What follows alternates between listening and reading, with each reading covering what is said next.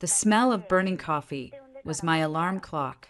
Again, I jerked awake, the digital numbers on the nightstand blurring into focus.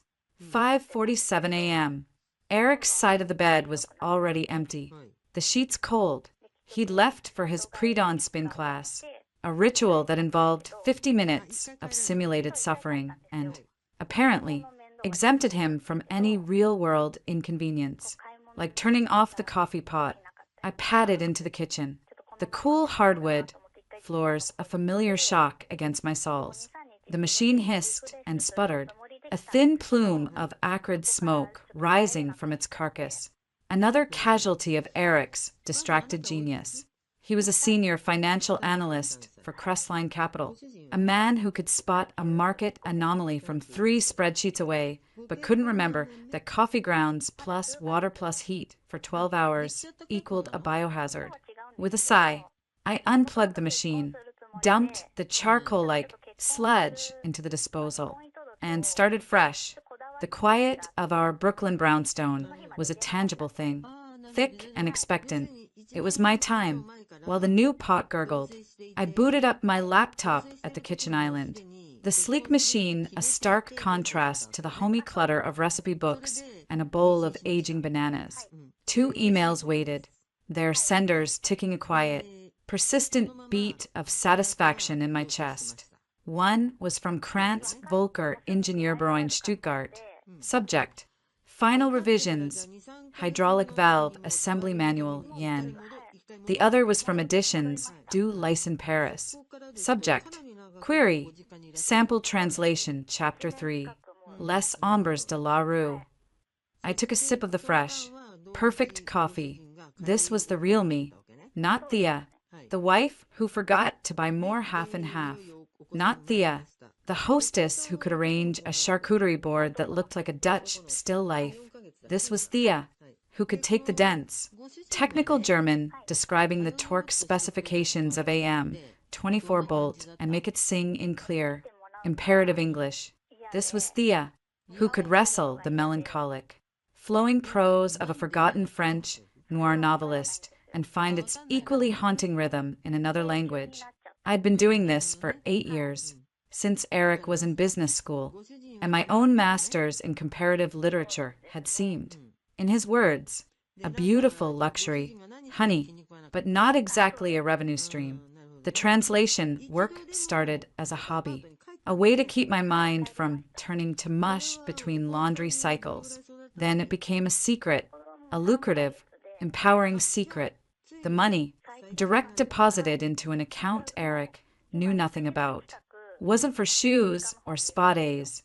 It was for breathing room, a life raft I'd built plank by plank, translation by translation, while everyone thought I was just treading water. By 7:30 a.m., I'd polished the tricky section on pressure differentials for Krantz Volker and sent a beautifully rendered paragraph of shadows of the Streeto Lys.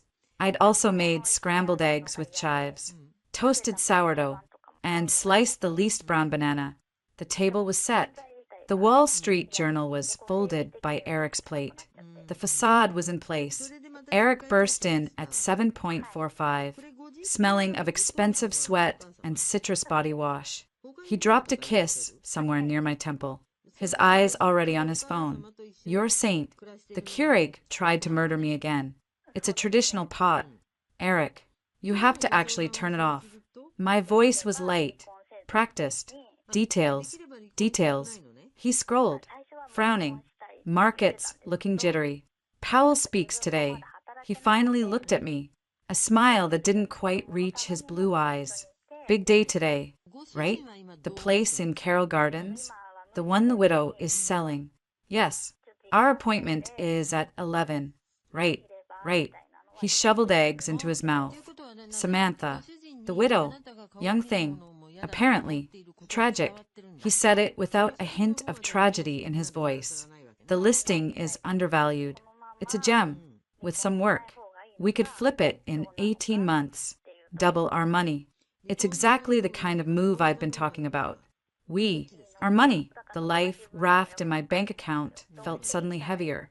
Eric's moves usually involved risk, leverage, and a disconcerting amount of my quiet, steady labor being repurposed as his daring capital.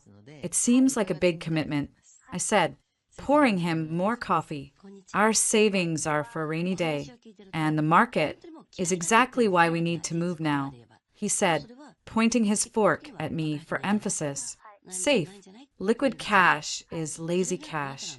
Thea, it depreciates. This apartment is an opportunity, a steal. Samantha is motivated. She needs a quick, clean sale, emotionally vulnerable. I guess. He leaned forward, his tone shifting to the confidential one he used when explaining complex financial instruments to what he perceived as a simple audience. This isn't just a house. It's a strategic asset. And with your nest egg added to the mix, we can put down a killer offer. Avoid PMI. It's flawless. My nest egg.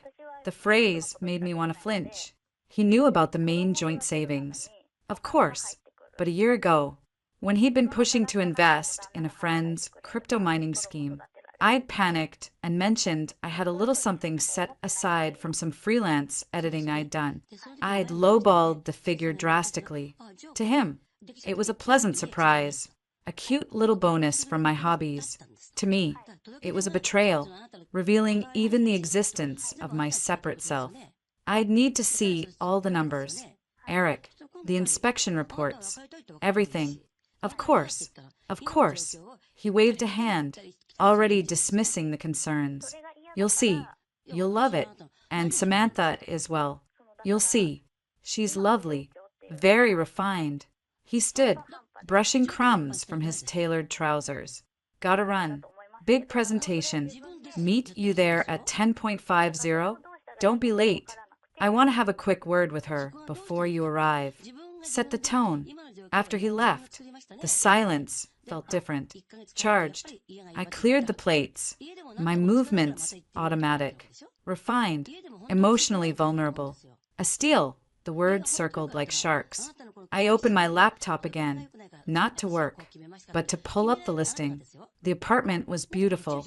I'd give it that. A pre-war one-bedroom in a good Carroll Gardens building. High ceilings, original moldings. The price was suspiciously good for the square footage. The agent was listed as Samantha Weller. I did a quick search.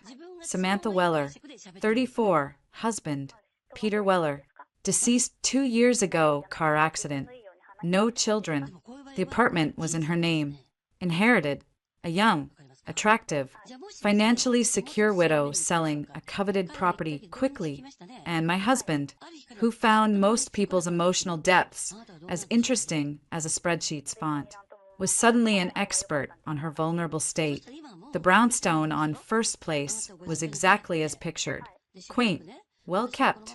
I stood on the sidewalk, smoothing my simple linen dress. I was early, deliberately. I saw Eric's Audi parked halfway down the block. He was already here, having his quick word. I took a steadying breath and walked up the steps. The front door was slightly ajar. I pushed it open into a cool, tiled foyer. Voices floated down from the floor above. A woman's laugh, light and melodic. Eric's, deeper. A chuckle I recognized at IT was his charming laugh, the one he used on important clients, and I realized with a dull thud in my stomach, my mother when he was trying to get something.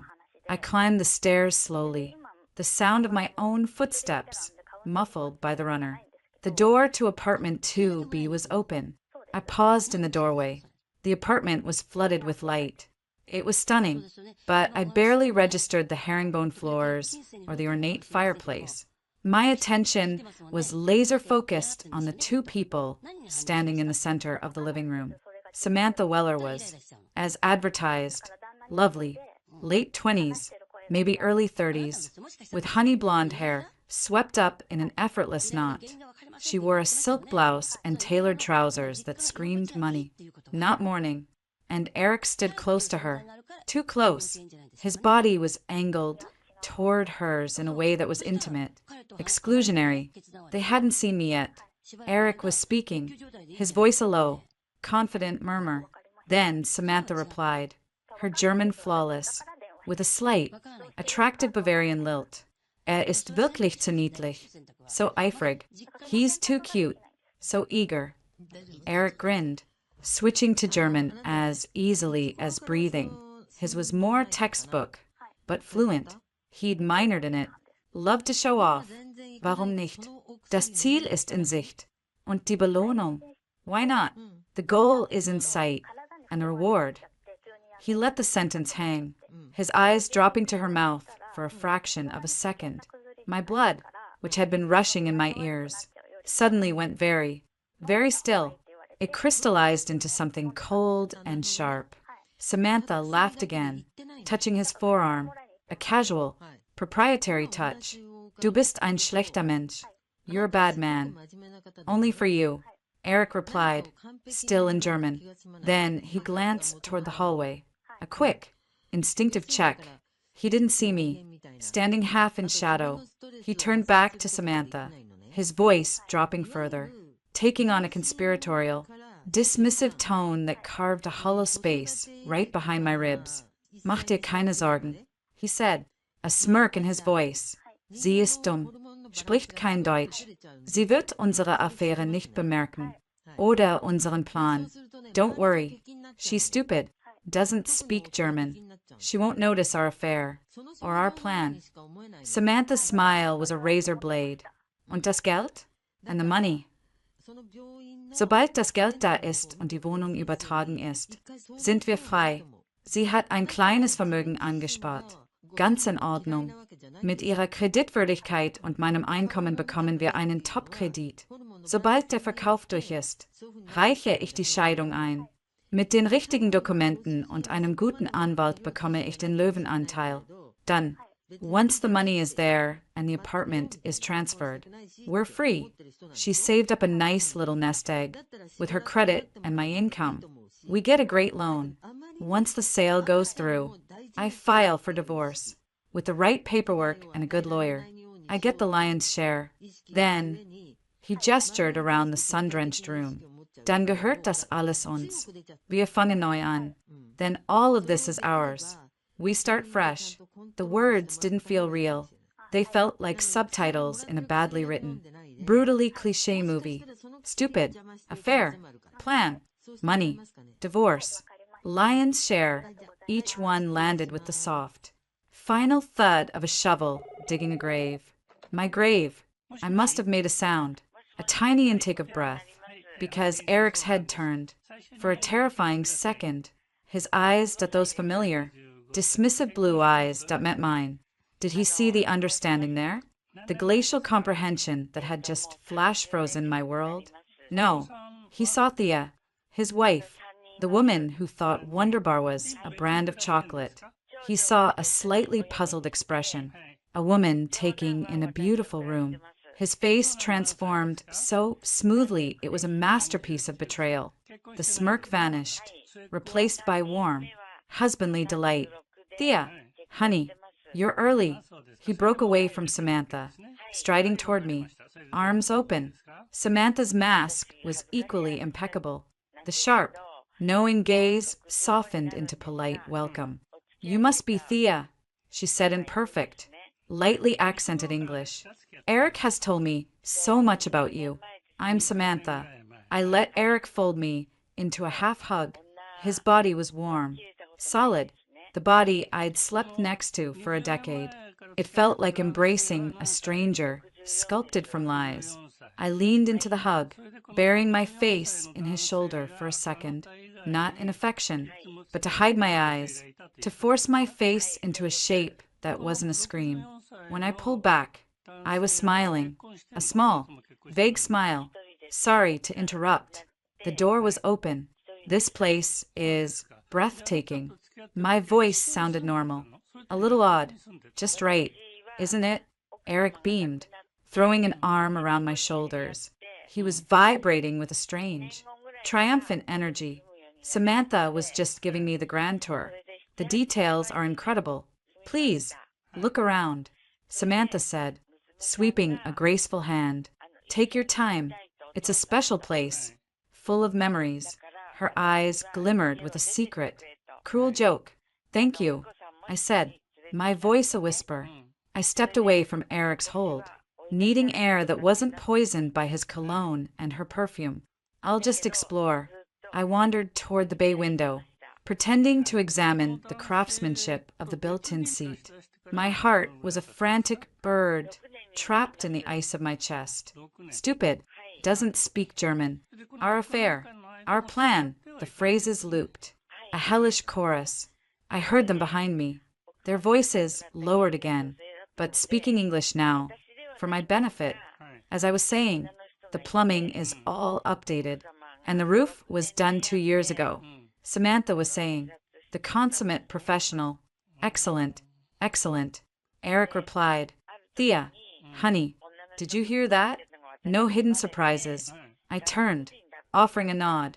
That's a relief. I pulled out my phone. Do you mind if I take a few pictures? For my sister. She's an interior designer. She'd love this molding. Of course. Go right ahead, Samantha said. I lifted the phone, framing a shot of the fireplace. My hands were steady, a minor miracle. I opened the camera app, but my thumb slid to the voice memo function. I hit record, then slipped the phone into the wide pocket of my dress, the microphone facing the room. So, I said, turning back to them, leaning against the windowsill as if needing its support to take in the view. It really is a wonderful space. Eric says you're motivated to sell quickly? Samantha's expression softened into a practiced sadness. It's time. Too many memories here. Peter and I, we were so happy. But now, it's just too much house for one. I need a fresh start somewhere, smaller. It was delivered flawlessly. The slight catch in the voice, the downward glance. Eric's face was a picture of sympathetic understanding. I wanted to vomit. I'm so sorry for your loss, I said, pouring every ounce of my acting ability into sounding sincere. That must be so difficult. Thank you. Thea, that's kind. She looked at Eric, a glance that was a fraction too long. Your husband has been so understanding. It's rare to find someone in a transaction who gets it. Oh, Eric's a great listener, I said, and the double meaning almost choked me. I kept my smile in place. When he wants to be, Eric chuckled, a nervous edge to it now. All right. So, the financials. Samantha's given us a fantastic number. Thea, below market. For a quick, clean sale. We'd be fools to pass it up. I walked toward them, stopping a few feet away. I looked from Eric's eager, flushed face to Samantha's cool, assessing one. The beautiful, treacherous room seemed to hold its breath. It's a big decision, I said slowly, injecting just the right amount of wifely hesitation into my voice.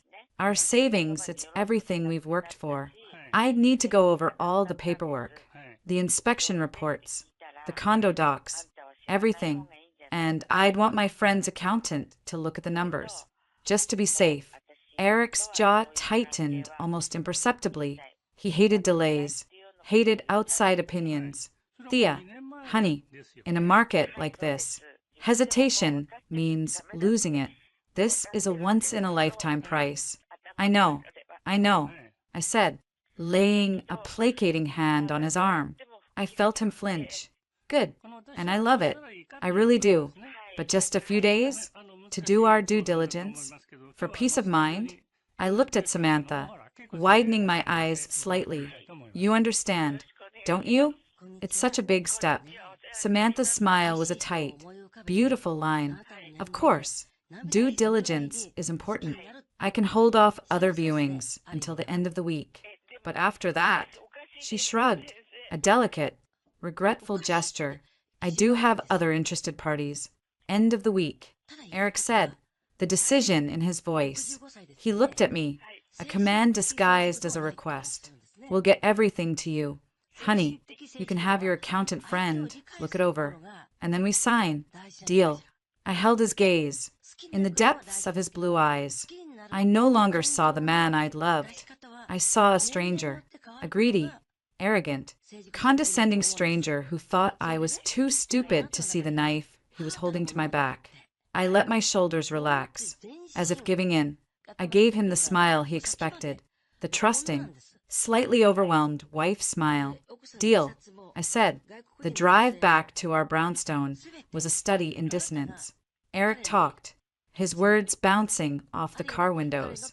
Not a single one penetrating the silent, calculating fortress my mind had become. The appreciation potential in that neighborhood is off the charts. Samantha's desperate. We can probably even shave another $5,000 off. Did you see the crown molding? Original. You can't find that anymore. I made sounds. Wow, that's amazing. Honey, I stared out the window at the blur of Brooklyn. The life I thought I had was receding in the rearview mirror, replaced by a stark, terrifying, and crystal clear new reality. He'd called me stupid, in a language he thought was our secret. He'd plotted to take my money, my credit, my home, and give it to her. He'd mocked me to her face. The humiliation was a live wire, sizzling under my skin. But beneath it, colder and stronger, was a fury so absolute it was peaceful. He parked the car. As we walked up the steps to our house, my house, bought with my translation money before his big promotions, he slung an arm around me. You okay?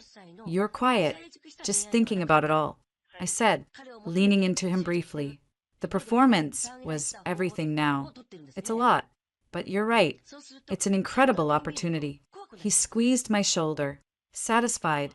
That's my girl. Trust me. I've got this. Oh, Eric, I thought. My smile plastered on. You have no idea what I've got. He went to his study to make calls, to work the numbers. As he said, I made a pot of tea. The familiar ritual steadied my hands. Then I went to the guest room, which I used as a de facto office. I closed the door. I didn't lock it. Locking it would be suspicious. I opened my laptop. The screen glowed in the dim afternoon light. I opened a new document. The blank page stared back at me. At the top, I typed 2 words, in bold, capital letters. Plan A. My fingers hovered over the keys. The quiet of the house, the familiar hum of the refrigerator, the distant sound of Eric's confident voice on the phone in the other room. It was all the same, but everything was different. I had seen the trap, not only seen it, but heard it being built around me, nail by smug nail, and I spoke the builder's language. I took a deep, slow breath. The ice in my veins began to burn, not with panic, but with a cold, clean purpose. I started to type. Silence became my weapon. I wielded it like a scalpel, precise and cold.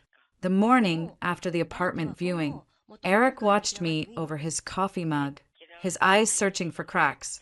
I gave him nothing, just the usual, sleepy smile, the quiet clatter of dishes. Sleep okay?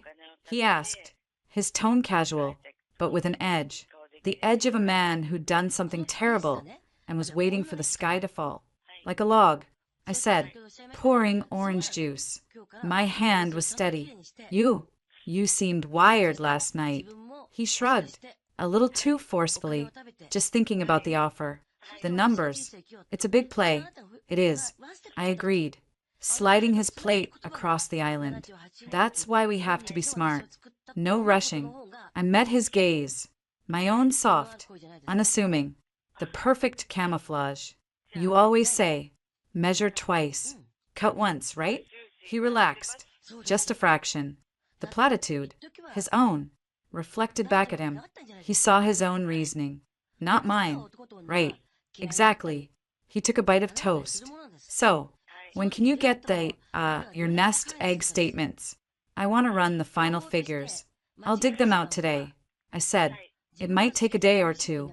It's in an old online savings account I never use. Passwords, probably auto-saved on my old laptop. I offered an eye roll, playing the slightly tech-inept wife. It was a lie. Of course, I knew the exact balance, down to the cent, and could access it in 10 seconds. But he needed to believe the process was cumbersome, that I was moving at the speed of a distracted homemaker, not a woman on a war footing. Great. The sooner the better. Thea, Samantha's giving us the week, but she's got other bites. I'm sure she does, I murmured, turning to load the dishwasher. I'm counting on it. The moment his car pulled away, the house shifted. It was no longer a home. It was a command center, a very quiet, very normal-looking command center. I went to the guest room. My laptop hummed to life. The Plan A document was open, a single, stark line at the top. I began to type, my fingers flying. Phase 1, Intel, Know Your Enemy. Both of them. Samantha Weller was first. My initial search had been cursory. Now, I went deeper, using skills I'd honed researching obscure authors and technical terms. I wasn't just Thea the wife, I was Thea the investigator. Thea, the translator of human deception. Public records were a start. Peter Weller's obituary was vague. Suddenly, tragic accident. No details. A quick search of local news archives from 2 years ago in Hartford, Connecticut, his last known address, showed no major fatal car accidents matching his name or date. A red flag, waving gently. I created a new, anonymous email account. Then, posing as a potential client for a high-net-worth matchmaking service, a lie built from fragments of a French novel I'd translated. I emailed the Hartford Country Club where Peter Weller had been a member, according to his LinkedIn, which was still live. A ghost profile. Dear Sir/Madam, that I typed. I'm conducting discreet background verification for a client who is briefly acquainted with the late Peter Weller. Could you confirm his membership status and the general circumstances surrounding his passing? It would inform a charitable donation in his name. Discretion assured. It was a shot in the dark. But people in administrative roles loved feeling important, loved gossip, and loved the illusion of philanthropy. Next, Samantha. Social media was a curated gallery, but the cracks were there if you knew where to look. Her Instagram was a masterclass in tasteful widowhood, artful shots of a single coffee cup, a quote about strength. The Carroll Gardens apartment bathed in golden hour light, but a few photos, dated before Peter's death, showed her in glamorous locations. St. Bart's, Aspen. With a different, older man in each, always cropped closely, but never the same man twice. Her profile said retail executive consultant. Vague. I navigated to professional networking sites. A Samantha Weller was listed as a luxury assets consultant for a firm that had a sleek website and a disconnected phone number. The team page featured stock photos. The scent of fraud was no longer vague. It was specific, acrid. This wasn't just an affair. This was a con. And Eric, my arrogant, finance bro husband, wasn't the mastermind. He was the mark. He was the mark by proxy. A strange, hollow laugh escaped me. He thought he was the predator, partnering with a sleek, beautiful panther. He didn't see the farmer with the tranquilizer gun behind the trees. My phone buzzed. A text from Eric. Meeting ran late. Dinner with clients. Don't wait up. I stared at the message. A week ago, it would have sparked a flicker of loneliness, then resignation. Now, it was data, alibi, opportunity to be with her. I typed back, no problem. I'll work on pulling those financials. XO. The XO felt like dropping a stone into a deep, dark well. I added a new line to Plan A. Phase 2. Legal perimeter. Secure assets. Document everything. I needed a lawyer. Not just any lawyer. A shark. A discreet, ruthless shark who understood that the most dangerous battles were fought in quiet offices, not courtrooms. I scrolled through my contacts. Past fellow translators. Past editors. I stopped at a name. Liz Chin. We'd met years ago at a publishing event. She was a literary rights attorney then, sharp as a tack, with a dark, wicked sense of humor. We'd bonded over terrible conference wine. She'd since moved to a high-powered family law firm. Her LinkedIn headline read, "Protecting Client Assets in High-Conflict Divorces." I took a deep breath and called her office. Liz Chen's office. A crisp voice answered. Hi, this is Thea Morgan. I'm an old friend of Liz's. Is she available? A pause. Ms. Chen is in meetings. May I ask what this is regarding? It's personal and urgent. Tell her it's Thea. We met at the Frankfurt Book Fair when the Merlot gave us both a migraine. 5 minutes later, my phone rang. Thea, this is a blast from the past. To what do I owe the pleasure? Don't tell me you're finally suing that publisher who paid you in exposure. Her voice was exactly as I remembered. Warm, direct, laced with intelligence. I wish it were that simple. Liz, I need professional advice, of the matrimonial variety.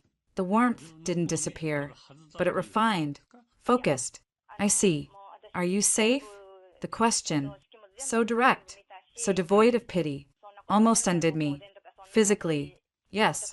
Financially and legally, I'm about to be dismantled. Give me the 30-second version. I did. I kept it clinical. Husband, apartment viewing, the German, the plan to drain my assets and divorce me. I did not mention the audio recording. Not yet. Liz let out a low whistle. Okay. Classic narcissist playbook meets gold digger. Nasty combo. You're sure about the German? You're fluent? Fluent enough to understand she's stupid, doesn't speak German, and won't notice our affair or our plan.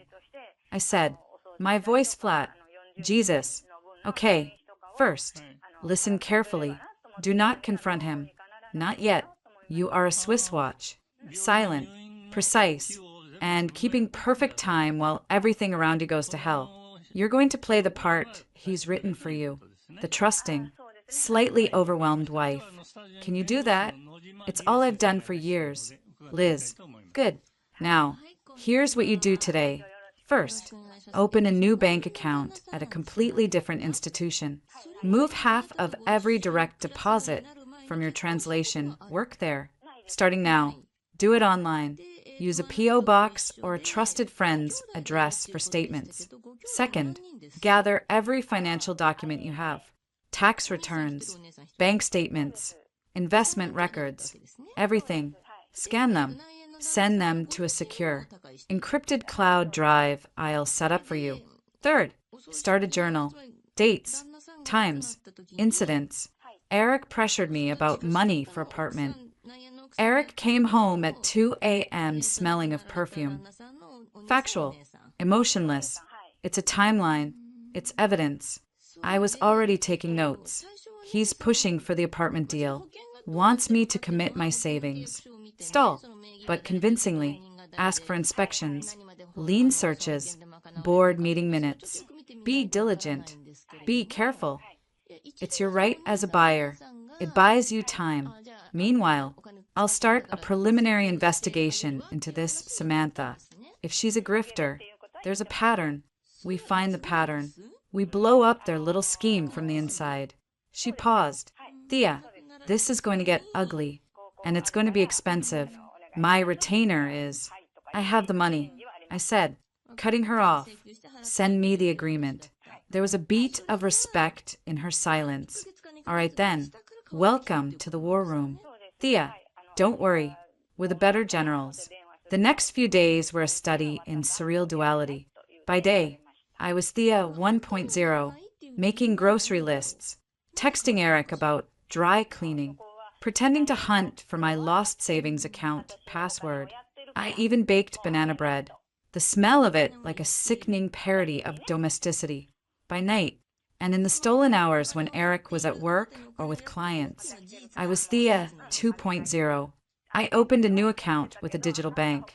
I set up automatic transfers. I compiled a digital dossier that would make a forensic accountant weep with joy. My journal entries were terse and damning. April 12th. E. pushed for immediate commitment to first place property. Cited other buyers. I requested inspection reports. He became agitated. Said I was sabotaging our future. April 13th. E. came home at 1:15 a.m. Smelled of cigar smoke and unfamiliar floral perfume. Not his usual. Said client dinner ran late. Showered immediately. April 14th. Received text from Samantha Weller. New number saved in my phone per ES instruction.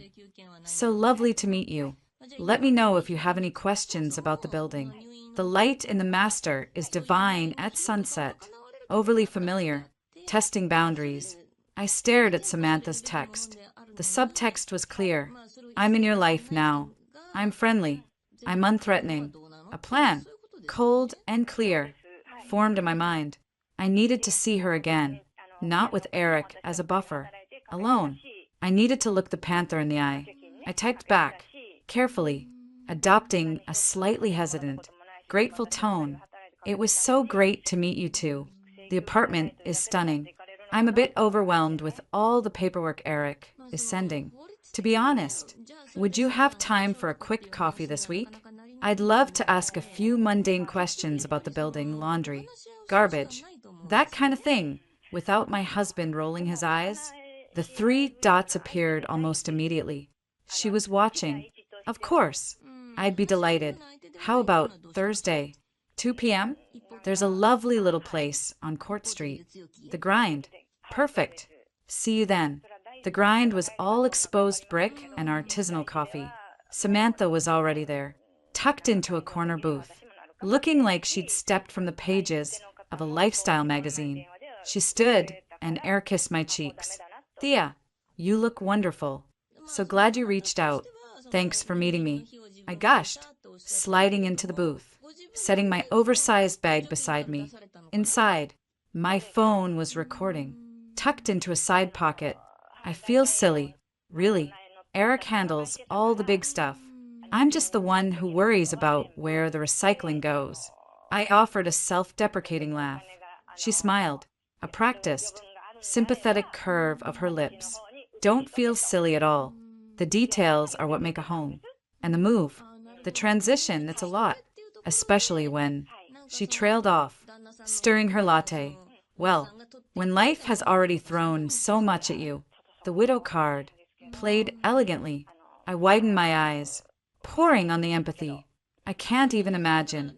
Samantha, it must have been so devastating. Peter seemed like a wonderful man. I was fishing, using the past tense, the generic wonderful, a flicker of something. Crossed her face before being smoothed away by sorrow. He was a true rock. The cancer was very quick at the end. Cancer, not a car accident. The lie was so casual, so offhand. She'd forgotten which story she'd told Eric. I placed a hand over my heart. Oh, I'm so sorry. I thought Eric mentioned an accident. She didn't miss a beat. Just a sad, knowing shake of the head. The accident was years ago. It left him with chronic pain. The cancer, it metastasized quickly. It's all a bit of a blur. To be honest, she took a delicate sip. But enough of my sadness. Tell me, are you excited about the apartment? It's such a special place. I know it will be loved. It's beautiful, I said, letting my voice wobble just a touch. I do love it. It's just the financial commitment terrifies me. All our savings. Eric is so confident, but I'm a worrier. What if the housing market dips? What if something breaks? I was giving her exactly what she wanted. A scared, insecure woman, easy to manipulate. Samantha leaned forward, her voice dropping to a conspiratorial whisper. Between us, the price I'm giving you, it's a gift. I have other offers, higher ones. But Eric, he's been so kind. He understands what this place meant. He understands me. I wanted to go to people who will appreciate it. It's not just a transaction. Her eyes held mine, luminous with fabricated sincerity. You have a good man. Thea, he's so driven, protective of you. The performance was Oscar-worthy. The subtle dig at other offers. Higher ones, to create urgency. The flattery of Eric to bond with me and to reinforce his own ego. The implication that this was a favor, a special deal for special people. She was good. She was very, very good. He is protective. I agreed, looking down at my hands, sometimes a little too much. He doesn't think I can handle the hard stuff. I looked up, meeting her gaze with what I hoped was a mix of gratitude and vulnerability. Thank you, Samantha, for being so understanding and for giving us this chance. It feels meant to be. Her smile was triumphant, swift, and then softened again. I think so too. Now, she said, briskly, about the garbage. It's collected Tuesdays and Fridays. You'll need to buy the official city bags. I listened, nodding, asking inane questions about laundry room hours and noise from the subway. All the while, my mind was screaming, cancer, not an accident, liar. 20 minutes later, we parted with another air kiss. I'll tell Eric we're all set on my end, I said brightly, just waiting on that inspector's report. Wonderful. Don't wait too long. Thea. Her tone was light, but the warning was clear. I won't, I promised. I walked 2 blocks before ducking into a pharmacy. My hands were trembling. I pulled out my phone, stopped the recording, and called Liz. She's lying, I said without preamble, my voice low. Peter Weller. Eric told me it was a car accident. She just told me it was cancer. Quick, at the end, and that an accident years before caused chronic pain. Liz was silent for a moment. Consistency is the hobgoblin of little minds and of bad liars. Good. This is good. It's a thread. My guy is already pulling it. He found something. What? The car registered to Peter Weller? A 2018 Lexus. Still insured. Registration renewed 2 months ago. A cold wave washed over me. He's alive? Or someone is paying the bills to keep up the appearance. Either way, the grieving widow story is compost. I'm digging into her past identities. It takes time. In the meantime, keep stalling. But you need to give them something. A nibble. So they don't get spooked and run. What kind of nibble?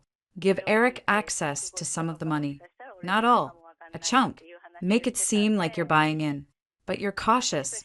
It's the good faith gesture that will make them double down. Get greedy. They'll think they've hooked you. The thought of giving Eric a single cent of my money made my stomach turn. But Liz was right. I had to sell the performance. How much? Enough to hurt. Not enough to cripple you. 10% of what you told him you had. Frame it as a show of commitment, pending the inspection. I closed my eyes, calculating. I can do that. Do it. And Thea, remember, you're the calm in the storm. Let them be the ones making the noise. That night, over a dinner of roasted chicken I barely tasted, I made my move. I found the statements.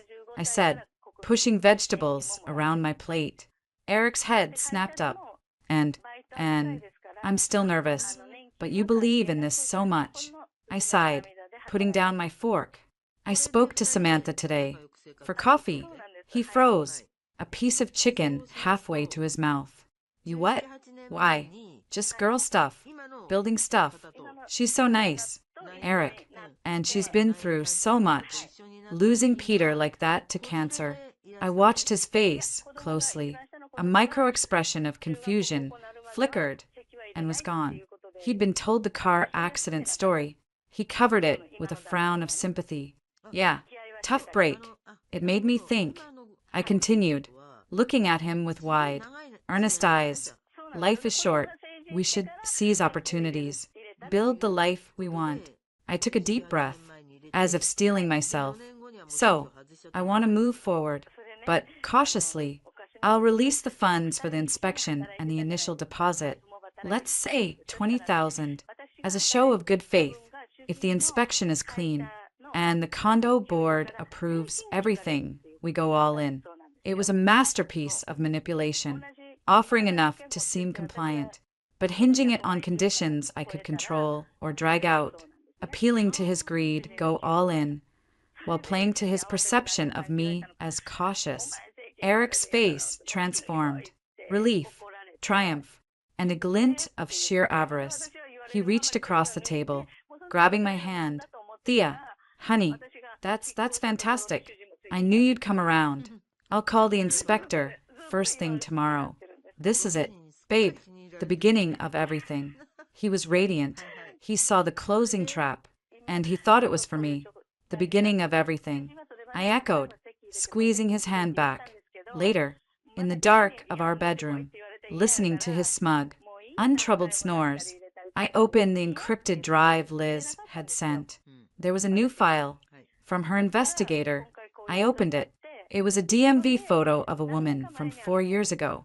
In Nevada, the name was different, Lisa Wentworth. But the eyes, the smirk, it was Samantha. The charge listed below, fraudulent representation. Dismissed. Another document, a civil judgment from Arizona against a Samantha Chase for breach of contract and misappropriation of funds. The photo, though grainy, was unmistakable. She was a ghost with multiple faces, a predator who left a paper trail of aliases and near misses. I looked from the screen to the man sleeping beside me, my husband, the brilliant financial analyst. He'd found his perfect partner. All right, a fellow predator. He just didn't realize he was the smaller fish, about to be swallowed whole. A strange calm settled over me. The fear was gone, burned away by the cold fire of certainty. The storm was gathering, just as Liz had said, but I wasn't afraid of the rain. I was the lightning, and I was just about to decide where to strike. Liz's investigator, a man named Mark, who communicated only via encrypted messages, delivered the full dossier 2 days later. It wasn't just a thread, it was the whole rotten tapestry. Samantha Weller, née Lisa Wentworth, née Samantha Chase, née a few other names, was a piece of work. A grifter who specialized in a specific, vile niche, newly wealthy, arrogantly insecure, married men. Her pattern was elegant in its cruelty. She'd find them at industry mixers, high-end gyms, through mutual friends. She'd be the perfect, understanding, confidant, the one who got how unappreciated they were at home. The affair would start quickly, fueled by illicit excitement and flattery. Then came the crisis, an inheritance tied up in a property, like the Carroll Gardens apartment, which she rented under a shell LLC. A can't-miss investment opportunity, a legal fee needed to access a fortune. The Marks, eager to impress and already emotionally and adulterously committed, would pour money in. Sometimes it was their own. Often, as with Eric, it was meant to be siphoned from an unsuspecting spouse.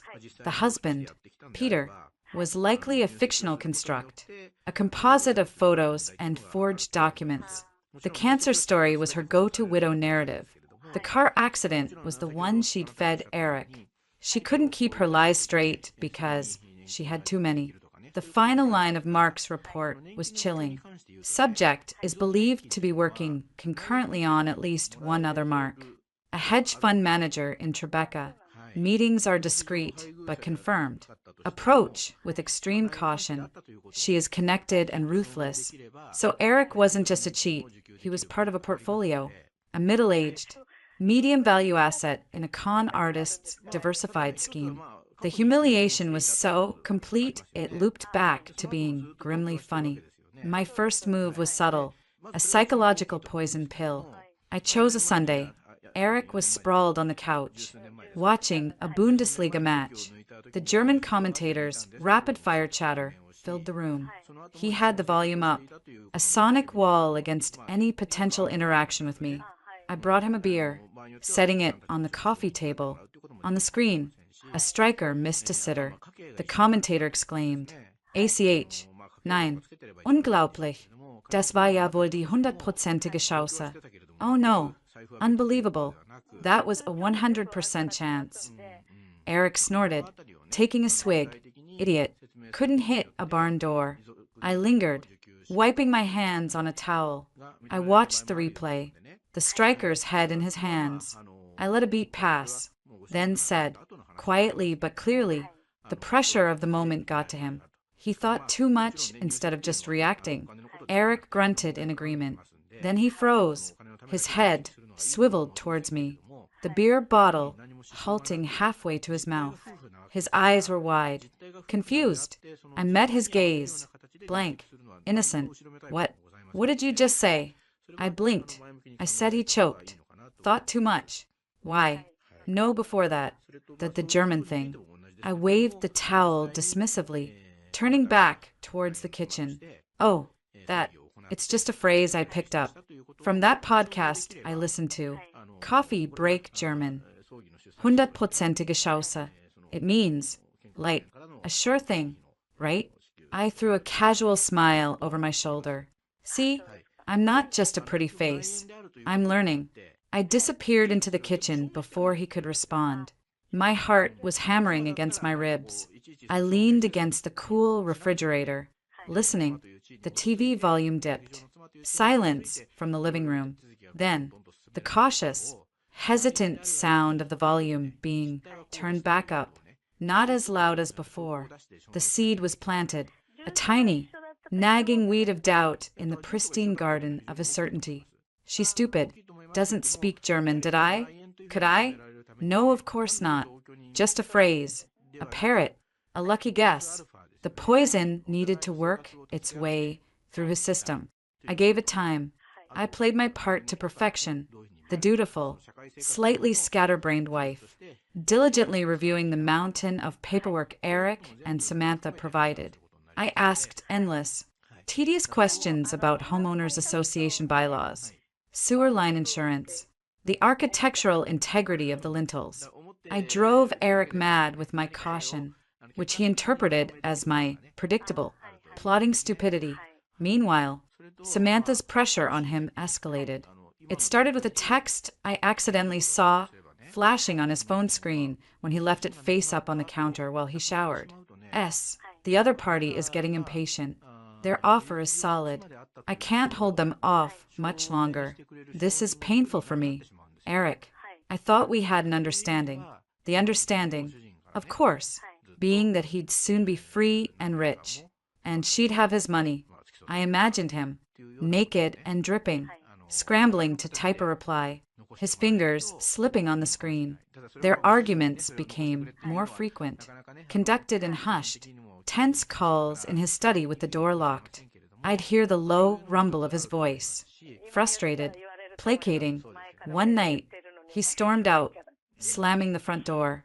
He came back at 3 a.m., smelling of bourbon and someone else's perfume, did something sharp and expensive.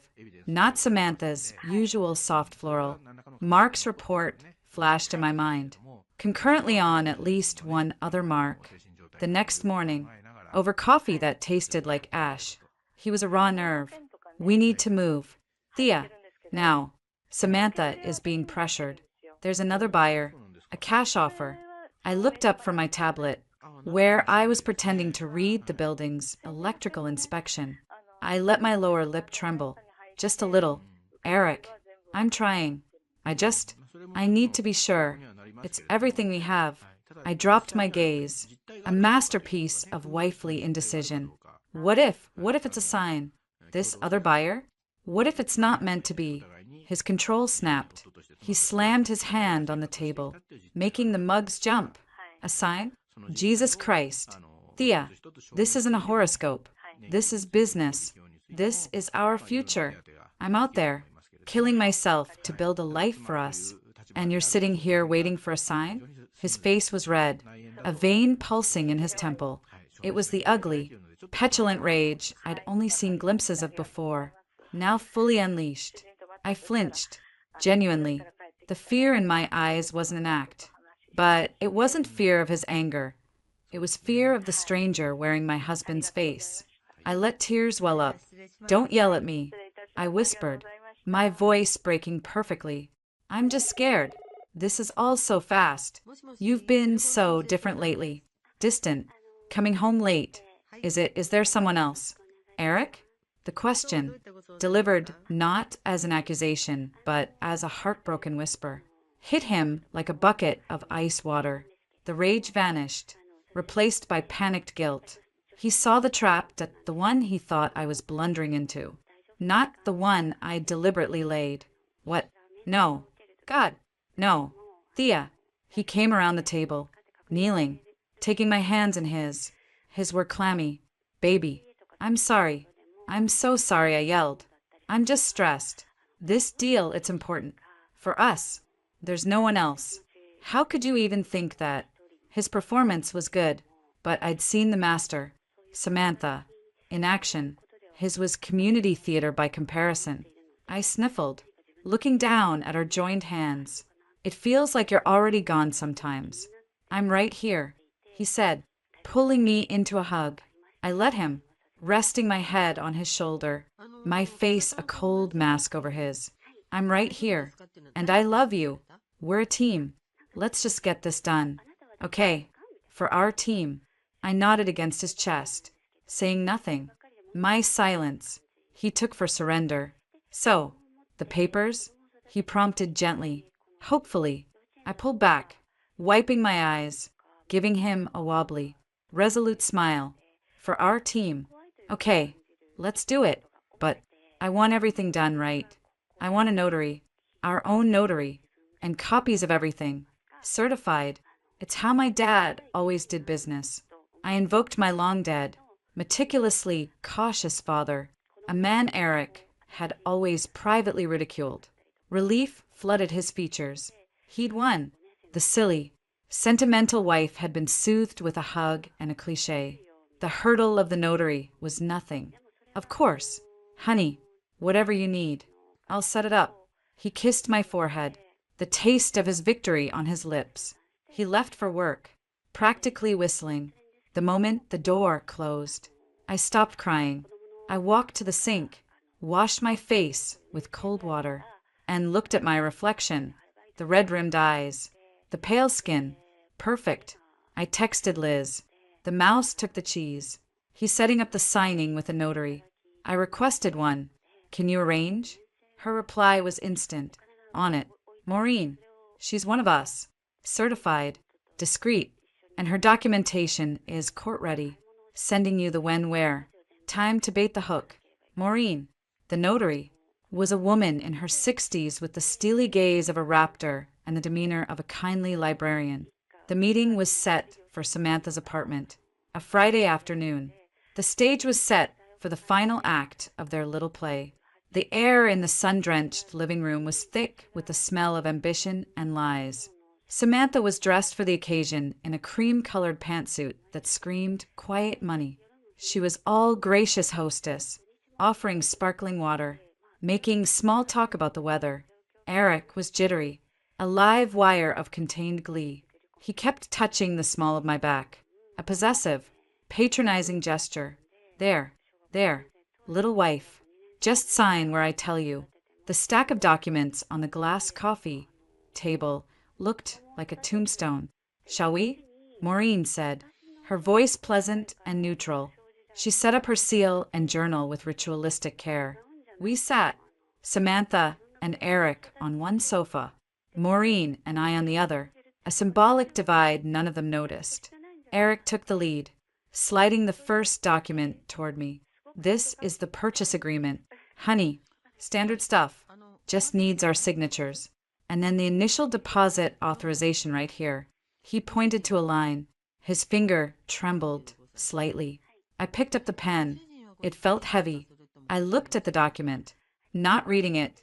I'd already read every version Liz had gotten her hands on.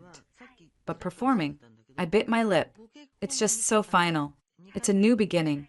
Samantha said, her voice a soothing balm. Her eyes, however, were on the pen in my hand. Thea, Eric said, a warning edge in his faux patient tone. I looked at Maureen. She gave me a slight, almost imperceptible nod. All recorded, every word. I took a deep, shuddering breath. The picture of a woman steeling herself for a leap of faith. Then I began to sign. Thea Morgan. Thea Morgan. The scratch of the pen was the only sound in the room. I signed the purchase agreement. I signed the deposit authorization, releasing the $20,000 into the escrow account Eric and Samantha controlled. With each flourish, Eric's shoulders relaxed a fraction more. Samantha's smile grew more genuine. Finally, it was done. Maureen stamped, sealed, and had us sign her journal. Eric let out a breath that was almost a laugh. He leaned over and kissed my cheek. I'm so proud of you. The taste of his lie was bitter on my skin. Samantha gathered the documents, her movements efficient, triumphant. Congratulations. I'm so happy it's you two. Really. She looked at Eric, and for a second, the professional mask slipped, and something hot and greedy passed between them. It was there and gone in a flash, but Maureen saw it. Her eyebrow twitched. A tiny seismic event. We made our way to the door. The pleasantries brittle now. Just as we reached the foyer, I stopped, turning back to Samantha. Oh, the garbage. You said Tuesdays and Fridays. But is it curbside by 7 a.m. or 8 a.m.? I'm such a stickler for rules. Samantha blinked, thrown by the mundane question at this pivotal moment. 7. I believe, but best to put it out the night before. The super is strict. I nodded, smiling brightly. Night before. Got it. Thanks. In the elevator, Eric was vibrating. He pulled me into a crushing hug. We did it. I told you. I told you this was the right move. Over his shoulder, I met Maureen's eyes in the polished brass of the elevator doors. She gave me another tiny, firm nod. The hook was not just baited, it was set deep in their guts. They just didn't know the line was in my hands. That night, I initiated phase 2, using a burner email account created at the library. I sent a single message to Eric's primary work address. The subject line was blank. The body contained only an attachment, a JPEG file. The image was one of Mark's surveillance photos.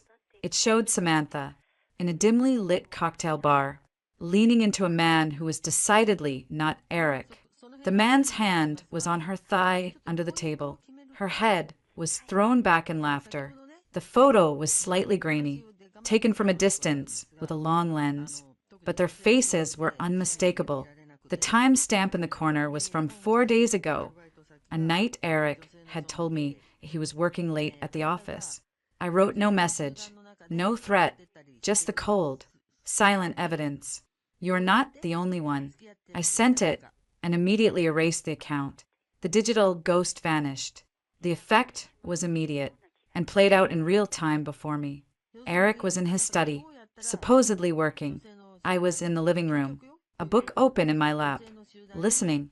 I heard the soft ping off his laptop, a moment of silence, then a sharp, inhaled hiss, the sound of a chair scraping back violently, muttered curses, low and venomous. His phone buzzed at once, twice. He ignored it, then it rang. He snatched it up. What? His voice was a snarl. I couldn't hear the other side, but I could imagine Samantha's honeyed tones, wondering why the transfer was taking so long, or perhaps suggesting a celebration. Not now. Eric bit out, his voice tight. I'm in the middle of something. I'll call you back. He hung up, cutting off whatever she was saying. The phone rang again, instantly. He rejected the call. It rang a third time. He picked up, and this time he didn't bother to lower his voice. I said, not now. Samantha. The name was a curse. Something's come up. Back the hell off. He slammed the phone down. I heard the clink of glass, the decanter of scotch he kept for important clients. Allons, the gulp. I turned a page of my book, the sound crisp in the quiet house. A slow, cold smile touched my lips. The seed of doubt, watered by my casual German phrase, had just been fertilized with a potent dose of raging. Jealous suspicion, the beautiful, trusting partnership, was cracking. The wolf was starting to suspect the other wolf had sharper teeth. The storm was no longer gathering. It had made landfall, and I was standing in the eye, perfectly, purposefully calm, watching the walls they'd built around me begin to shake. The next move was theirs, and I would be ready. The email was a lit match tossed into a room, soaked in gasoline. I didn't need to see the explosion to know it had ignited. I felt it in the tectonic shifts of the house. Eric's rage was a silent, seismic thing. It vibrated through the floorboards, poised in the air. He avoided me, a new and potent form of torture. Before, his indifference was casual, a byproduct of his own self-absorption. Now, it was deliberate, charged with a frantic, paranoid energy. He'd stare at me across the dinner table. His eyes narrowed, as if trying to x-ray my skull, to see if the simple, trusting circuitry inside had been secretly replaced with something capable of such a cruel, anonymous strike. He'd open his mouth, a question about my day dying on his lips, replaced by a grunt. The trust was gone. Not his trust in me, that had never existed, but his trust in his own assessment of me. The foundation of his entire plan was cracking. Samantha, however, had no time for his existential crisis. Her pressure became a vice. Her texts to him grew more frequent, more desperate, bleeding through the brittle calm he tried to maintain. I'd catch flashes on his screen. S, we need to talk. Now. S, where is the rest of the deposit? The timeline is collapsing. S, Eric, answer me. This isn't a game. He'd swiped the notifications away. His jaw clenched, but the damage was done. The other man in the photo was a ghost between them, rotting their alliance from the inside. Greed had glued them together. Jealousy was the solvent. 3 days after the anonymous email, the dam broke. He'd taken a call in his study, his voice a low, tense murmur. I was in the kitchen, cleaning an already spotless counter, every sense tuned to the frequency of his distress. The murmur escalated. What do you mean? Other party? What other party? A pause. I could imagine Samantha's voice. Cool, laced with threat. No, you listen to me. Eric's voice rose, sharp with a fear he was trying to mask as anger. I saw the picture. Samantha, don't treat me like I'm an idiot. Another pause, longer. Then his voice, a wounded snarl. A client? At 11 o'clock at night? His hand on your bullshit. Absolute bullshit. I heard a thud, his fist on the desk. My hand stilled on the granite. You know what? Fine. Maybe I will talk to my wife. Maybe I'll tell her everything. How you seduced me. How you plotted with me. See how fast your quick sale evaporates then. He was bluffing. A terrible, panicked bluff. He was threatening to burn down his own life to scare her. It was the move of a cornered, arrogant child. The silence from the study was absolute. I could picture Samantha on the other end, her beautiful face hardening into something cold and pitiless. He'd just shown her his worst hand, desperation. When he spoke again, all the fight was gone. His voice was low, defeated. No, you're right. I'm sorry. I'm just stressed. The money's coming. She's being difficult, but it's coming. Just don't do that. Don't talk about other buyers. We have a deal. He'd capitulated. The predator had just whimpered and shown his belly to the bigger predator. The dynamic had shifted, and he knew it. The call ended. A minute later, he emerged from the study, his face pale, his eyes avoiding mine. He went straight to the liquor cabinet. The performance was over. The careful web of lies and manipulation they'd spun was tangling around him. It was time for my final act. I waited until he was on his third scotch, morose and brooding in his leather armchair. I approached, not as a wife, but as a concerned actor checking on her scene partner. I perched on the arm of the sofa, wringing my hands in my lap. Eric? I said, my voice small. Is everything okay? With the apartment? You've been so upset. He looked at me, and for a second, I saw raw, unvarnished contempt. I was the obstacle, the stupid, plotting obstacle standing between him and the life he thought he deserved. Then it was buried under a wave of false warmth. He reached out, patting my knee. It's fine, honey, just work stress. And Samantha's getting pushy. We need to finalize the financing soon, or we'll lose it. I let my shoulders slump, injecting a tremor into my voice. I know, I'm trying. It's just ever since we signed those papers, I've had this awful feeling, like I'm not enough for you anymore, like you're somewhere else. I looked at him, tears, real ones, born of a profound, performative sadness welling in my eyes. Eric, please, just tell me, is there someone else? I'd rather know. I feel like I'm going crazy. It was the perfect gambit, the heartfelt, vulnerable plea of the wronged wife. It was what he expected, what he could handle. It played directly into his narcissism. See how much she needs me. How she's falling apart without my certainty. He set his glass down with a heavy clink.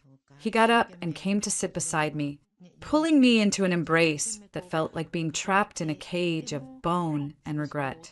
Oh, Thea, no. God, no. There is no one else. How could you think that? He stroked my hair, his voice a practice bomb. I love you. I'm just under a lot of pressure. This deal, it's for us. For our future. I want to give you the world. You have to believe me. I buried my face in his shirt, letting myself shudder with manufactured sobs. I want to believe you. I whispered, muffled. I do. It's just so hard when you're never here. When you're so angry. I know. I'm sorry. I'll be better. I promise. He held me tighter, and I could feel the lie vibrating through him. He thought he'd won. He'd soothed the hysterical wife. The path was clear again. So, the financing papers. Can we get them signed this week? Please? For us? I pulled back, sniffling, wiping my eyes with the back of my hand. I looked at him. A woman making a brave, foolish decision for love. For us. I echoed, nodding slowly. Okay, set it up. Let's just do it. Triumph flashed in his eyes, bright and greedy. He kissed my forehead. You won't regret this. I swear. The final meeting was set for Friday at 4 p.m. Back at the apartment on First Place, the air, even from the hallway, felt different, charged. Final. Eric was a bundle of nervous energy, adjusting his tie in the reflective glass of the building's directory. He dressed with extra care. Samantha opened the door. She was a vision in ice blue silk, but her smile was tight, her eyes scanning Eric with a cold, assessing look that held none of their previous heat. The ghost of the other man was in the room with us. Thea, Eric, come in. Her voice was polite, professional, devoid of its previous intimate warmth. Maureen, the notary, was already there, her briefcase open on the coffee table beside a fresh, terrifying stack of documents. She gave me the faintest of nods. The apartment, once so beautiful, now felt like a stage set for an execution. Sunlight streamed in, mercilessly highlighting every dust mote, every false smile. Shall we get started? Eric said, too heartily, clapping his hands together. Big day. We took our seats, the same formation as before, the conspirators on one sofa, Maureen and I on the other. Samantha slid the top document toward me. It was the loan application, thick as a Bible. My name was next to Eric's, my social security number, my income from household management listed as 0, his salary, inflated, my secret savings, the number I'd given him, was listed as our joint liquid assets. It was a map of my intended erasure. This just formalizes the mortgage with the bank. Eric said, his voice smooth, salesman-like. Once this is signed, the underwriters get started, and we're in the home stretch. A few signatures. That's all. He held out a pen, his favorite Mont Blanc, the one he used for signing his own bonus checks. I took it. The weight was familiar. I looked at the document, then at Eric's eager, anxious face. I looked at Samantha, her posture perfectly poised, a queen awaiting the tribute she was owed. This was it, the moment they'd worked for, the moment I'd let them believe in. I leaned forward, as if to put pen to paper. Then I stopped. I looked up, not at Eric, but at Samantha. I smiled, a small, polite smile, and then I spoke, not in the hesitant English of Thea, the wife, not in a stumbled, mispronounced phrase. I spoke in the fluent, clear, grammatically perfect German of Thea, the translator, the language they thought was their secret weapon, their shield. I made it a sword. Bevor ich etwas unterschreibe, das darauf ausgelegt ist, mich auszunehmen, I began, my voice calm, conversational, as if discussing the weather, before I sign anything designed to bleed me dry. The effect was instantaneous, and more satisfying than I had ever dreamed. Eric's face went slack. The color drained from it so completely he looked like a wax figure. His mouth hung open, the triumphant glee frozen and melting into incomprehensible horror. The pen slipped from his fingers and rolled across the glass table with a soft, ticking sound. Samantha didn't move a muscle, but her eyes dot those cool, assessing eyes dot widened just a fraction. The polished mask didn't crack, it turned to stone. She was recalculating, faster than Eric, but the shock was there, a fissure in her ice. I turned my gaze to my husband. I kept my tone pleasant, almost apologetic, but I switched to English, for Maureen's benefit, and for the final, exquisite twist of the knife. You see, Eric, the thing is, I'm not stupid, and I do speak German. Quite well, actually. I've been translating technical manuals and French noir novels for the better part of a decade. The money you're so eager to get your hands on, I earned it, word by word. Eric made a sound, a choked gulp. Thea, what are you? The fragments of sentences died in the air. I ignored him, turning back to Samantha. And as for you, Samantha, or should I call you Lisa? Or was it Samantha Chase in Arizona? The grieving widow story is moving. Really, cancer one day, a car accident the next. It must be hard to keep track, just like it must be hard to manage multiple gentlemen callers. That hedge fund manager in Tribeca must keep you busy. Her stone mask fissured, a flicker of raw, venomous hatred. She said nothing. I leaned back, crossing my legs. I addressed the room, my voice now crisp, clear, and utterly controlled. So, let's recap. For the notary's record, you two began an affair. You conspired. In this language, I gestured between them. To defraud me. You planned to use my money and my credit to purchase this apartment at an inflated price, after which you intended to divorce me and, with falsified documents, secure the majority of the marital assets. You discussed this, in detail, in German, in this very room, assuming I was too dumb to understand. Maureen's pen was scratching steadily across her notary journal, documenting every word. No, Eric whispered, the word a dry leaf. It wasn't like that. It was exactly like that. I said, my calm finally breaking, not into a shout, but into a blade of pure, cold fury. I pulled out my phone.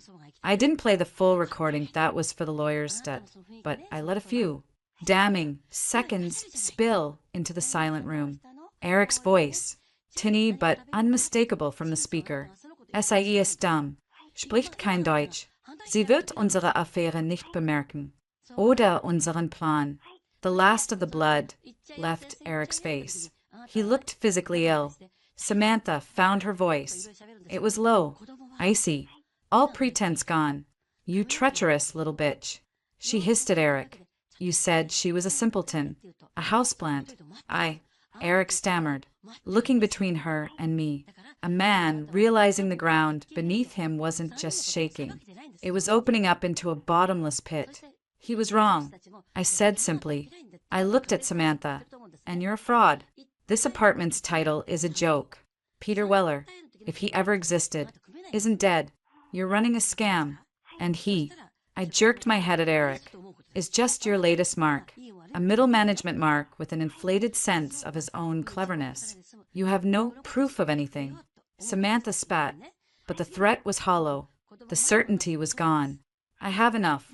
My lawyer has the rest, along with the files on your previous aliases and civil judgments. I stood up, gathering my purse. I looked down at Eric, who was staring at the table, his whole world in ashes. The $20,000 deposit? Consider it the cost of your education. A cheap price, really, to learn what a pathetic, gullible fool you are. I turned to Maureen. I believe we're done here. I will not be signing anything. Please ensure your journal reflects that and that you witnessed the exchange. Maureen gave a firm, final nod. Absolutely. Mrs. Morgan. Samantha stood, her elegance, now a weapon held awkwardly. Get out. Both of you. Get out of my home. With pleasure, I said. I walked to the door. Eric didn't move. He was a statue of shame and ruin. Eric, I said from the doorway. He looked up, his eyes red-rimmed, pleading. In that moment, he was a boy caught with his hand in the cookie jar, not a man who'd tried to destroy me. The sight filled me with nothing but a vast, empty contempt. My lawyer will be in touch. I closed the door softly behind me. The solid thunk was the most satisfying sound I'd ever heard. In the Uber, my hands began to shake, not with fear, but with the aftershock of released tension, of supreme, vindictive effort. I texted Liz, my fingers clumsy on the screen. Phase 1 complete. Detonation achieved. Initiating legal separation protocol. Her reply was swift. Welcome to the other side. Thea, the paperwork is already in motion. Go home. Open the good wine. The rest is my job. I looked out the window at the blur of Brooklyn. The sun was setting, painting the brownstones in hues of gold and deep orange. It didn't look like an ending. It looked like a city on fire. And for the first time in a very long time, I wasn't trapped in the blaze. I was the one who'd struck the match. And I was walking, unscathed, into the cool, free night, silence. It was the first thing I noticed. Not the quiet of an empty house, but a deep, resonant silence, the absence of a low-grade, ever-present hum of resentment, of condescension, of a lie so large it had its own gravity. The brownstone felt different, lighter. It felt like mine. I didn't sleep in our bed. I took fresh linens to the guest room, .my office, my sanctuary, and made up the sofa bed. The sheets smelled of lavender from the linen closet, not of Eric's cedarwood shampoo and deceit. I lay awake, not with racing thoughts, but with a crystalline, purposeful clarity. The emotional earthquake had passed. Now came the rebuilding, and I was the architect, the foreman, and the only labor I trusted. At 7:05 a.m., my phone buzzed. Liz, I answered on the first ring. How's the weather on Planet Freedom? Her voice was brisk, caffeinated, quiet, and clear. Good. Stay there. I'm sending a car for you. We have a 9 a.m. meeting with a judge for a temporary restraining order, based on the financial fraud and attempted dissipation of marital assets. It's a formality, but a necessary one. It freezes all joint accounts and prevents him from accessing or mortgaging any shared property, including the house. Bring your ID. He stayed at a hotel last night, probably the one near his office.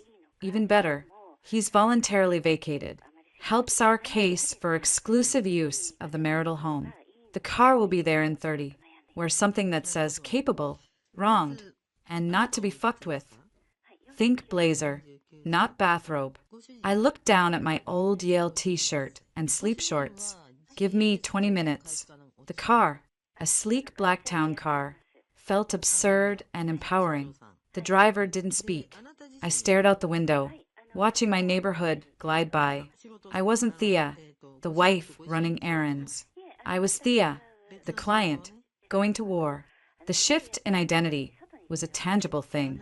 The law offices of Chin, Verma Associates were all cool marble, muted tones, and expensive quiet.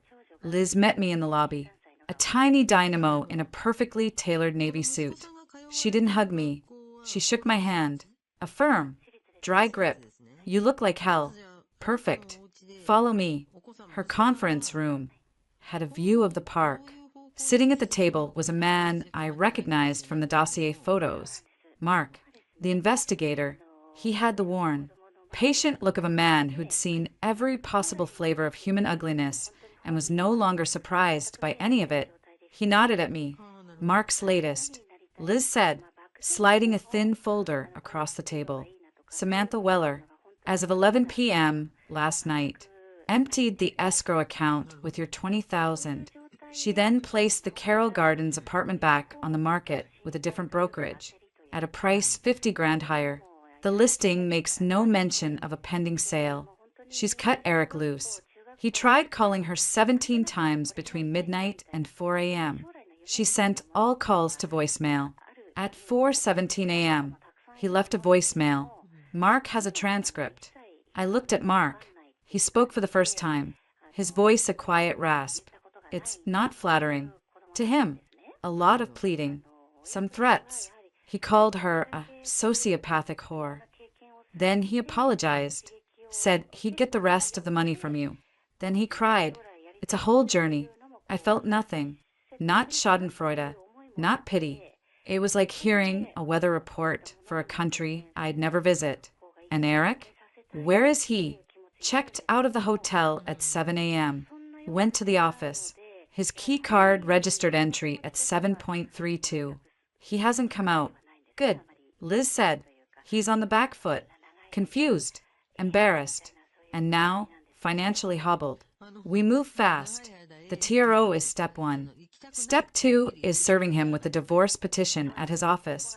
Today, we allege adultery, fraud, constructive abandonment, and wasteful dissipation of marital assets. We're asking for exclusive use of the home, majority of the liquid assets, a slice of his retirement, and spousal support for a transitional period. The words were clinical, brutal, and beautiful. Will we get it? With what we have, the notarized documentation of him pressuring you to sign, the evidence of the fraudulent escrow, Maureen's affidavit about the tension and the German exchange, the investigator's report on Samantha's history, and your own testimony about the planned fraud. We'll get most of it. The goal is to make the offer so bleak. His lawyer will beg him to settle on our terms to avoid a public trial where all of this. She tapped the folder. Comes out. Crestline Capital has a morality clause. Adultery they might wink at. Being the dumb patsy in a real estate fraud scheme that makes the tabloids? That's a career ender. The meeting with the judge was a 5-minute formality in a quiet, wood-paneled chamber. I answered yes. Your Honor, and no. Your Honor in a clear, firm voice. Liz did the talking. The judge, a woman with sharp eyes and a no-nonsense bun, signed the order without a hint of surprise. This was a Tuesday for her. For me, it was the first day of a new calendar. By 11 a.m., I was back in the town car, a certified copy of the TRO in my hands. My phone lit up. Eric, his name, flashed on the screen. A relic from a dead world. I let it go to voicemail. A minute later, a text. Thea, please, we need to talk. I deleted it. The silence was a policy now. The next week was a blur of efficient, liberating chaos.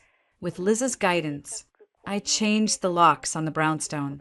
I packed all of Eric's belongings to his suits, his watches, his beloved espresso machine, the pretentious abstract art he'd chosen, that into moving boxes I had delivered from Home Depot.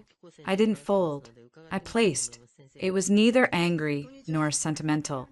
It was logistics. I had the boxes stacked in the foyer. Then I texted him the address of a storage unit I'd rented for 1 month, along with the code for the lock. Your belongings are in storage at 1240, 3rd Avenue, Unit 42. Code 1890. Rent paid through 30th. After that, it's your responsibility that I included a photo of the stacked boxes. I did not say please. I did not sign it. His response was immediate, a torrent of anguish and rage. You can't do this. This is my home. You heartless bitch. I want to talk. I made a mistake. One mistake. I didn't reply. The silence, I was learning, was louder than any scream. Liz served him at work. As planned, the fallout was swift. His lawyer, a harried-looking man from a mid-tier firm, called Liz within 2 hours. Liz patched me in via speaker. Ms. Chin, my client is distraught. This is all a huge misunderstanding. He's willing to come home, to attend counseling. He loves his wife. Your client plotted to defraud my client of her life savings. Mr. Dolan, Liz said, her voice like polished steel. He called her stupid in a language he thought she didn't understand. He planned to divorce her and leave her destitute. The time for counseling has passed. We're in the settlement phase. Have you reviewed our offer? A pain sigh. It's aggressive. It's based on provable malfeasance. We can go to trial. The evidence file is quite colorful. I'm sure the Post would love the finance bro bamboozled by Black Widow angle. How's Crestline's PR team? The threat hung in the air. I could almost hear the other lawyers sweating. We'd like to make a counteroffer. We're listening, Liz said, but the number on the house and the spousal support are not moving. Consider that your starting point. While the lawyers parried, I moved. I found a small, sunny one-bedroom in Park Slope, not far from the library. I paid the deposit and first month's rent from my secret account. I bought a new bed, a new desk, a few plants. I didn't ask for Eric's opinion on the neighborhood. I didn't consider his taste in curtains. The freedom of choice, of pure, unmediated preference, was a drug. I began translating full-time. The money from my existing clients flowed into my new, separate account. I reached out to my contacts, let them know I was taking on more work. A former client at a publishing house, hearing I was going freelance, offered me a prestigious, book-length translation of a new French existential thriller. The advance was more than Eric had ever believed my hobby could make in a year. My life, which had felt like it was shrinking to a single, terrible point in Samantha's living room, was now exploding outward in every good direction. Eric, according to Mark's occasional updates, was imploding. Samantha had ghosted him completely. Her number disconnected. The other buyer for the apartment was, of course, a fiction. Crestline had placed him on a temporary administrative leave while they conducted an internal review, a polite way of saying they'd heard the rumors and were deciding how to cut him loose with minimal lawsuit risk. His friends, the ones he'd drink with and complain about me to, were suddenly incredibly busy. He was living in a corporate apartment paid for by his diminishing savings, alone with the consequences of his own arrogance. The final settlement meeting was held in a neutral mediation center, a beige room meant to leach the emotion out of anything. Eric was already there when I arrived with Liz. He looked shrunken. His suit was wrinkled, his eyes bloodshot. He'd lost weight.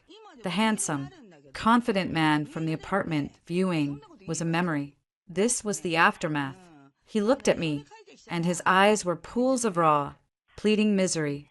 Thea, he breathed, starting to stand.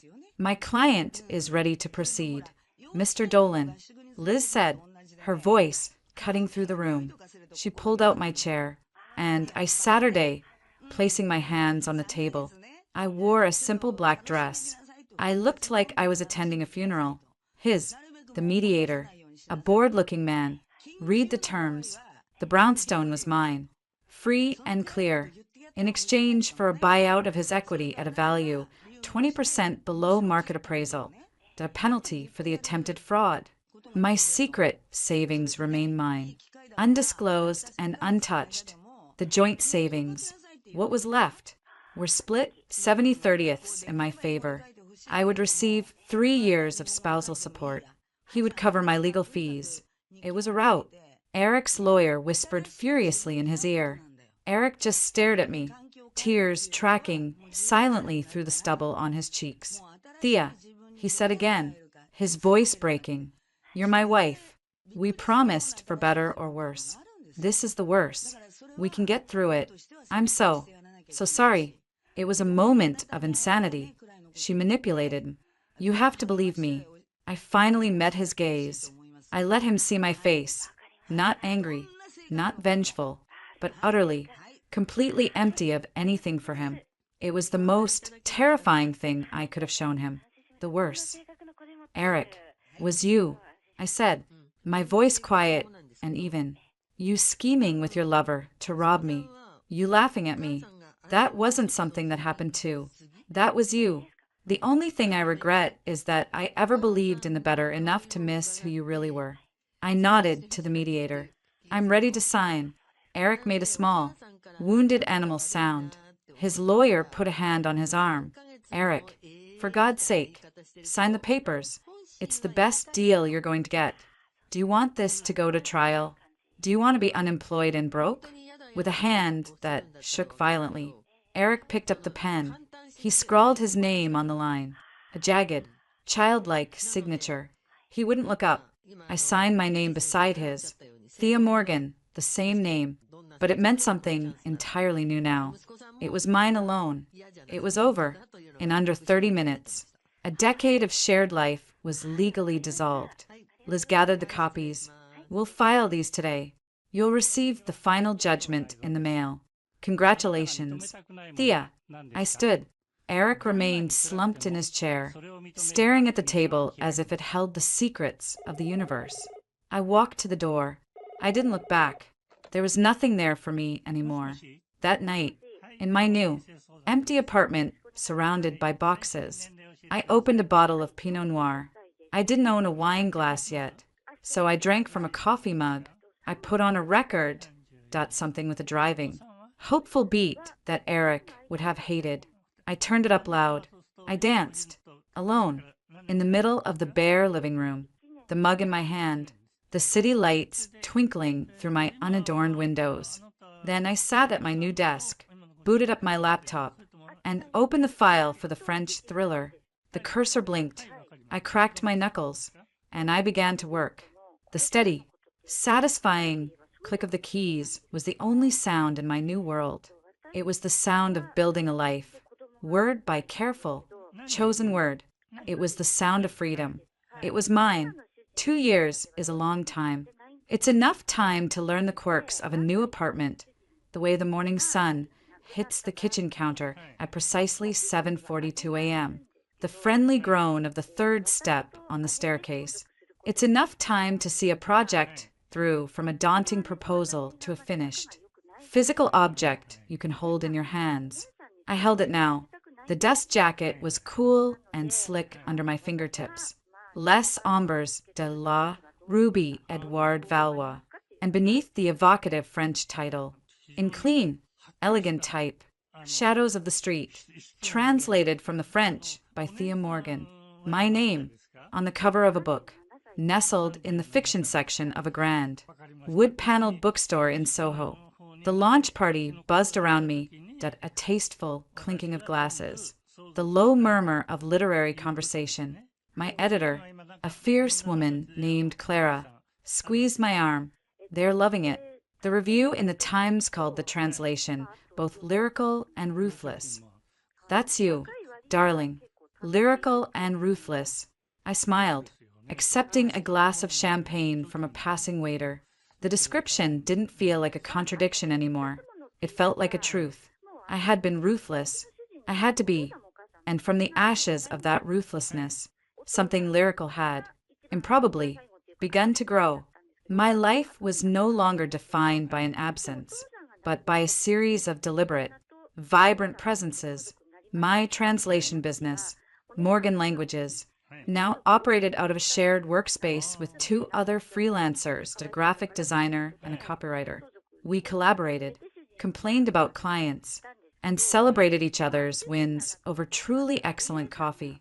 I was taking on less technical work and more literary projects. The thriller had led to an offer for another, and then a collection of haunting short stories from a new Quebecois voice. The money was good. The respect was better. I'd even started writing my own, anonymous blog, not about divorce or revenge, about reinvention, about the quiet power of building a life with your own hands, your own mind. I wrote about the focus required for a perfect translation, about the solace of learning a new language. Spanish was coming along, poco a poco. About traveling alone to Paris and feeling not lonely, but gloriously, expansively free. I signed the Post's Penelope, weaving her own tapestry. The emails from readers, women whispering me to. Women asking how to start, were a different kind of reward. Occasionally, echoes of the past would reach me, filtered through the efficient grapevine Liz maintained. Eric had been let go from Crestline with a modest, discreet severance. He'd taken a job at a smaller, less prestigious firm, a clear step down. The gossip had followed him. He'd moved to a studio in Jersey City. Last Liz had heard, he was dating a much younger woman from his building, trying desperately, it seemed, to recapture a narrative of success and virility that had forever curdled. I felt a distant pang, not of longing, but of anthropological curiosity. He was a case study in the consequences of a ding kind of male arrogance. His downfall wasn't my doing. I had simply removed the foundation of lies he'd built upon. He was the one who chose to jump. As for Samantha Weller, she had simply vanished from my orbit. The Carroll Gardens apartment had sold to a nice elderly couple at a fair market price. The various civil suits against her aliases would likely never be resolved. The world, I had learned, was full of dark corners where such creatures could slip into the shadows. I didn't waste energy hoping for her comeuppance. Her punishment, I believed, was having to be herself, forever scanning for the next mark, forever building on sand. The party was winding down. I was near the back, discussing the challenges of translating Quebecois Jewel with a professor from Columbia. When I saw her, she was entering the store, not for my event, but seemingly browsing. Samantha.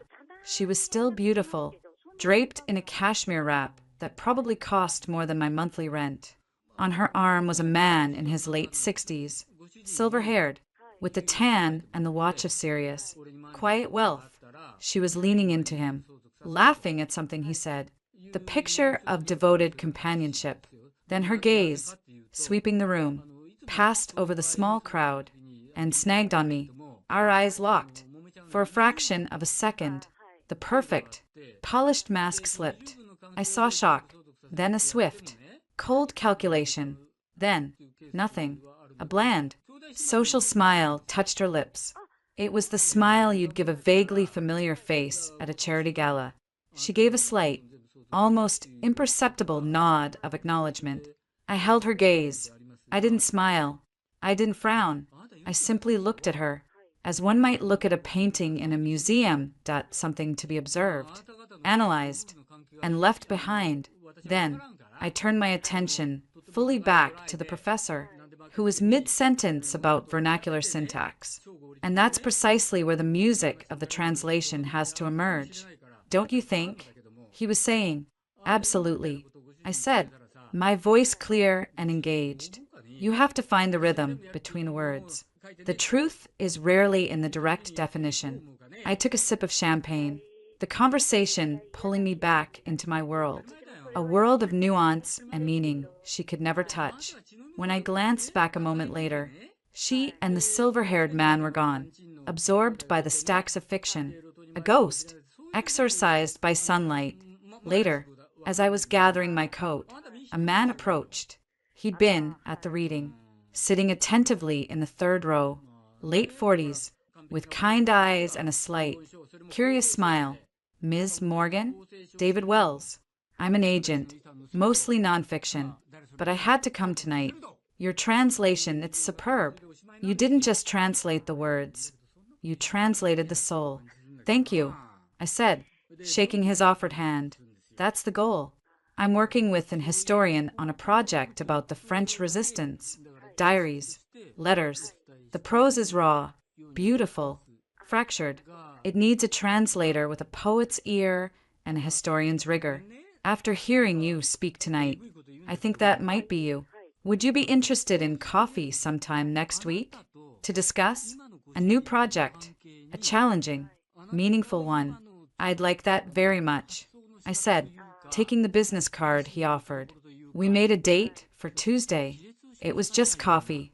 It was a professional meeting, but there was an easy, unforced quality to his demeanor that felt refreshing. He saw Thea Morgan, translator, not a victim, not a survivor, not a vindictive ex-wife, a professional. It was a label I wore with more pride than any other. That night, back in my apartment, I poured a final glass of wine. The silence was, as always, my own. I opened the beautiful leather journal Liz had given me after the divorce was final. For the next chapter, she'd inscribed. I'd used it sparingly, for moments that felt significant. I uncapped my pen. April 17th.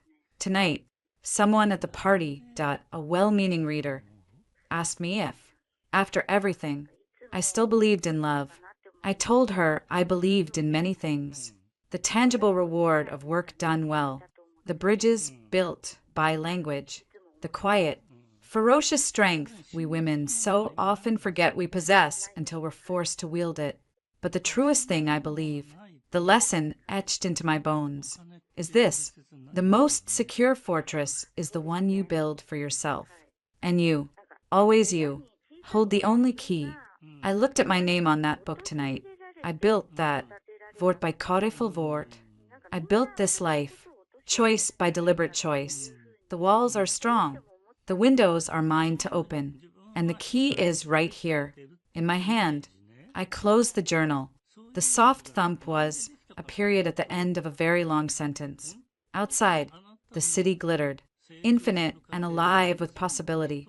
My city, my life, forged in fire, yes, but built, stone by steady stone, by me. Tomorrow, I had a translation to refine, a coffee meeting with an agent, and a Spanish verb conjugation app waiting on my phone. Tomorrow was another day I would choose and build for myself. And that, I thought as I turned out the light, was the most powerful ending of all. It wasn't an ending. It was a door, standing open, waiting for me to walk through and see what was on the other side. I was no longer afraid of what I might find. I was curious,